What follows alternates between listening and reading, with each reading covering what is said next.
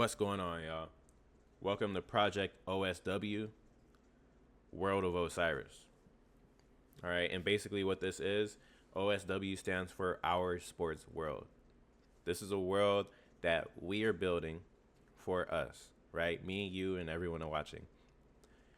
This is for us to get a more immersive experience and story-driven experience through college football into Madden, right? Where we're following the stories of prospects through their journey to become the greatest football player of all time, right? None of these stories are set in stone. I have like backgrounds and backstories for these characters. They're all kind of placed here for a reason, but none of their stories are specifically set. All right. We start from preseason / week 0 of the college season, and then we let them play. If they play well, then they play well. If they don't play well, then we'll see what the ramifications is for that. Obviously, they probably won't get drafted if they don't eventually start playing well throughout their years, and that goes for us as well, right? We're not guaranteed to make it into the NFL. Obviously, that would suck if we didn't. And I'm not going to let that happen. I am going to play, obviously as well as I can. But, nothing is guaranteed in this series. I want it to be unpredictable. And I want it to be based off, how each player's tendencies and stuff works and how they play, right? So we're not really going to be stepping in too much. Because college football kind of has like an sometimes awkward way of upgrading their characters. If we need to step in that way, then we'll do that, only if necessary. Other than that, man, I mean, yeah, that's pretty much it. These guys have all been pretty much put here for a reason. They have relationships with each other. Pause. That was crazy. But basically, like, some of these guys are brothers. Some of these guys are friends. Some of these guys hate each other.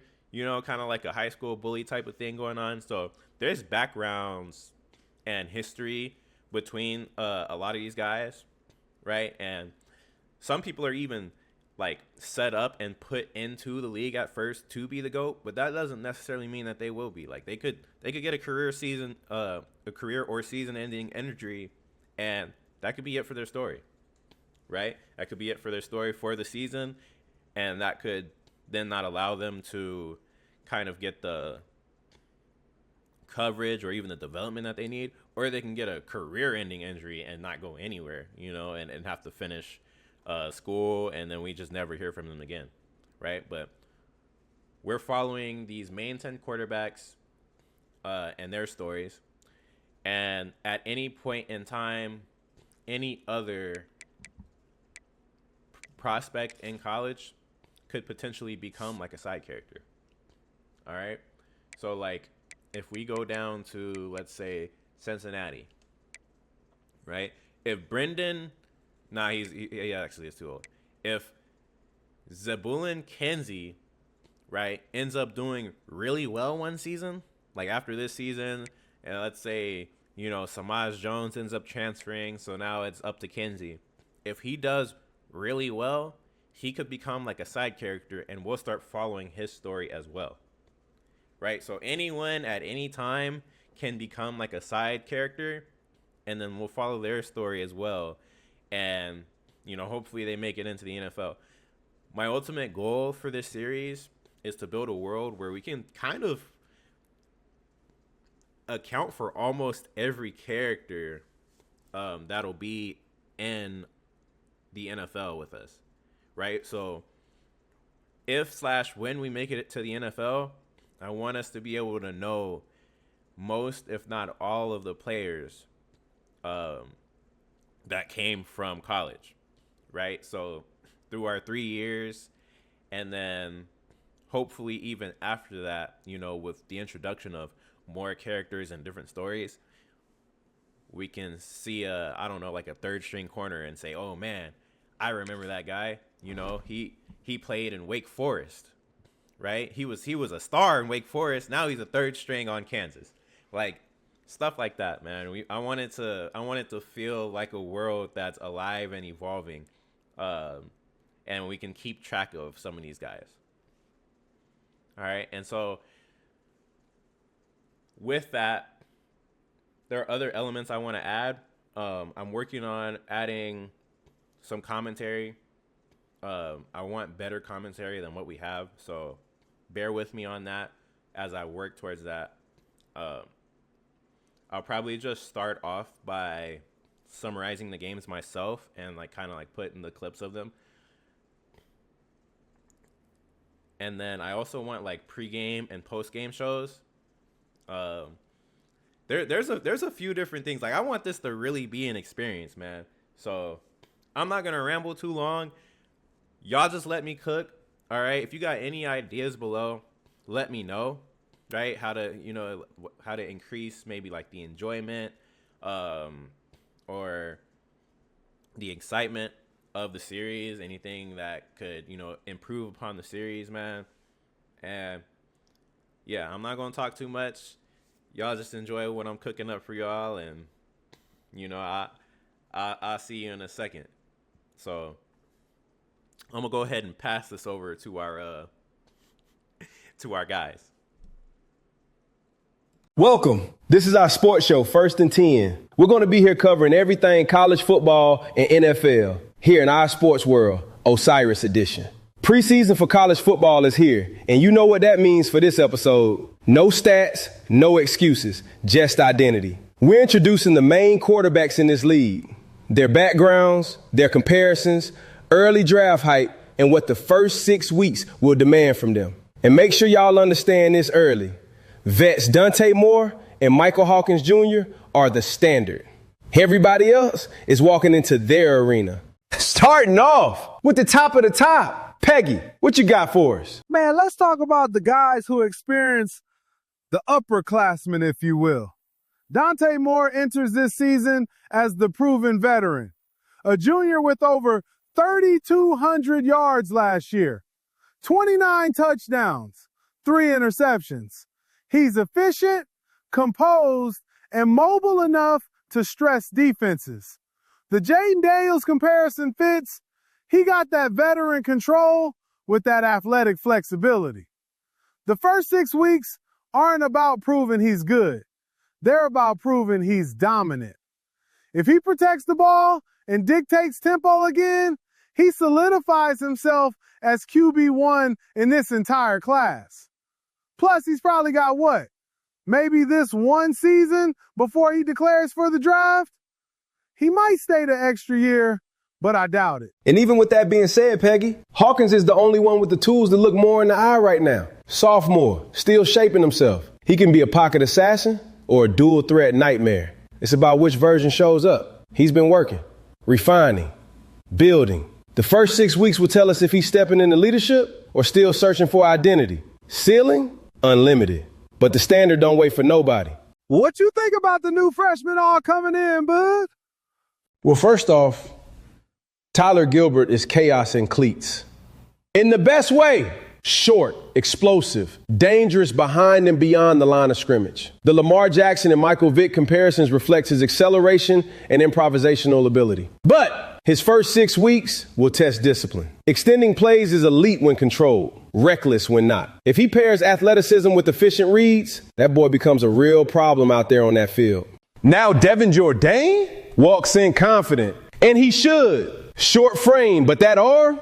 Cannon. I mean, he damn near looks NFL ready on arrival. Mahomes' creativity, Brady ambition. That's a bold mix, but you see the talent. The first 6 weeks will show whether he commands the room or just flashes ability. If he processes quickly, he comes fast up them boards, Peggy, and I mean that. If I had to do ranks, I go Moore and Hawkins A+ tier, Tyler C+ tier, and Dev definitely got to be B tier. Okay, I can see that.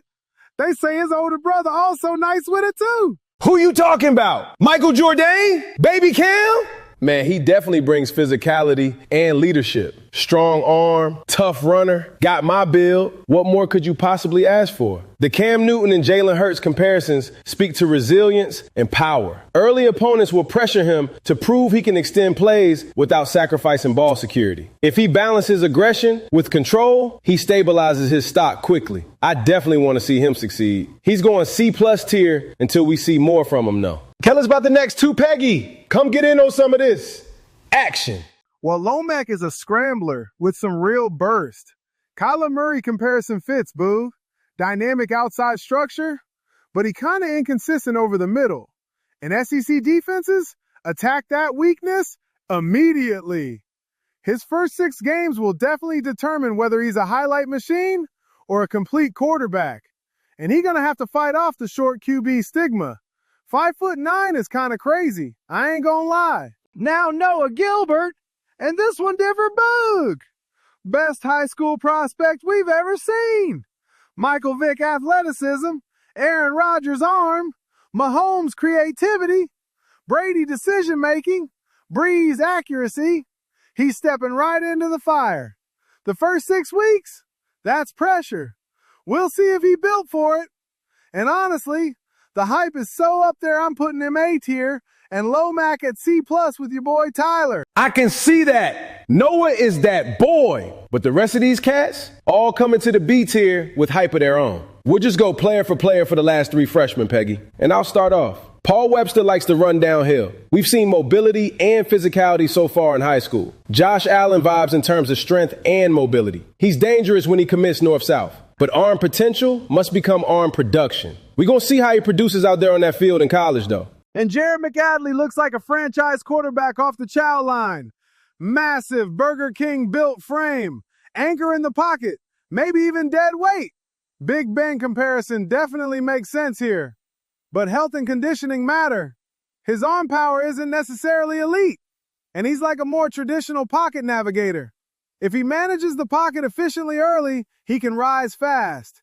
If not, pressure builds quickly. Last but certainly not least, Jalen Cadogan. He extends plays well, good arm talent, speed to outrun most defensive fronts, but just the front. The Justin Fields and Caleb Williams comparisons speak to some escapability. The question is decision-making under stress. The first 6 weeks will test whether he's composed or overextended. So here's the preseason hierarchy. Moore and Hawkins at the top. The freshmen entering the proving ground. 6 weeks from now, projection becomes evidence. Expect an episode every 6-ish weeks or so.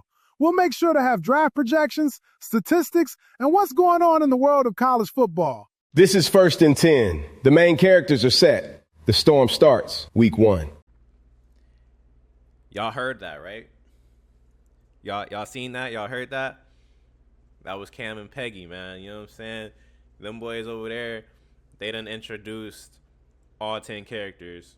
This is the character that we're using, all right?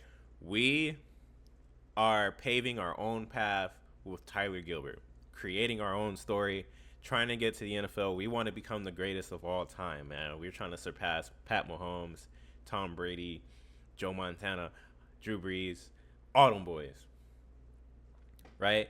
And we're battling against 9 other quarterbacks with that same goal. It's a focus on us 10, all right? Like I said before, anyone else in college can even become like a side character, you know, and have their story start being followed. Now, over there at 1st and 10, man, their objective is more so to focus on not just the quarterbacks, but also how their team's performing overall. And then they're also meant to focus on like draft projection and stuff like that. But it's not necessarily like their personal relationships or anything like that, or, you know, how they compare directly to each other stat-wise. All right? We have another team that does that. And without further ado, introduce my boys, man. They're going to go ahead and get that started for us. Welcome to 2nd and 5 with Nightcap. We're focusing on Osiris's college football season, but in a different way you might be used to. Brand new quarterback class, and one of our favorites at that. But seeing as nobody has thrown a meaningful pass yet, tonight is going to be about expectation. We talking rivalries. We talking personal comparison. We looking at who's better than who, how these QBs stack up against each other, our personal favorites, what the world is saying about them, what they saying about each other, etc., etc. So with that being said, this is the start of a new comparison column we like to call PvP. We're going to be keeping track of these boys' personal records against each other and seeing who comes out to be the PvP king. Ocho. Yup, player versus player. Head-to-head quarterback matchups. Because we're not judging stat padding against nobodies. We judging what happens when your rival on the other sideline. That's that resume football right there. We want to see these boys compete. Ocho, PvP will track rivalry games only. We compare passer rating, touchdown production, turnover control, sack discipline, and overall command. Whoever clearly outperforms their rival earns the PvP edge and a notch on their belt. Some guys may be worth more than others, but at the end of the day, we're looking for the best record against your peers. And that edge matters, Unc, because you can throw for 400 against any nobody school. But when it's your rival, man, you better get that tape ready. They're going to be trying to see who's who and what's what. Okay. So we're going to try and map it clearly. Tyler Gilbert versus Paul Webster. Bitter rivalry. Seems to be some currently undisclosed beef there too. Devin Jourdain versus Jalen Cadigan. High school height collision. I'm hearing their personalities are the polar opposite of each other. One of those humble versus overconfident type of battles. Michael Jourdain versus Jared McAdley. UCLA versus USC. Crosstown war. I'm also hearing that McAdley be talking a little slick to Mike Ocho. We definitely gonna have to get the scoop on that. Yeah, I can't wait to hear what they beefing about, Unc. And then that friendly competition circle that they got. Tyler, Michael, Devin, Noah, and Linnell. They all respect each other, hang out, and have apparently all been friends for a long time before this. But once kickoff happens, ain't nobody friends no more till that clock hits 0. I don't care that there's 2 pairs of brothers or that the 5 of them are buddy-buddy. I want to see blood out there on that field. And then don't forget, above the freshman, said 2 names. Dante Moore, Michael Hawkins Jr. They're not chasing respect. They're defending it. They are the national draft conversation right now. Top of the board, if you will. And every freshman we just named is chasing after they tail, Unc. Those 2 got some dogs on their trail for sure. Ocho, the tiers are as follows. We got tier A, Dante Moore, Michael Hawkins Jr. Tier B, Devin Jourdain, Noah Gilbert, Jalen Cadigan. Tier C, Tyler Gilbert, Linnell Lomack, Michael Jourdain, Jared McAdley, and Paul Webster. No tier F. Nobody's been exposed yet. And when week 1 hits, we're watching ball security, pocket awareness, decision-making, and capability, not just yards. And Unc, once those rivalry games happen, the PvP scoreboard opens, and that's when separation starts. Hell, that's my favorite part about all of this. Well, there y'all have it. No resume yet. No scoreboard yet. Just tension. And in a few weeks, somebody in tier B gonna climb and somebody in tier A gonna fall. That's just how it is. This has been 2nd and 5 with Nightcap. Y'all enjoy the rest of y'all night, and we'll see you again in a few weeks.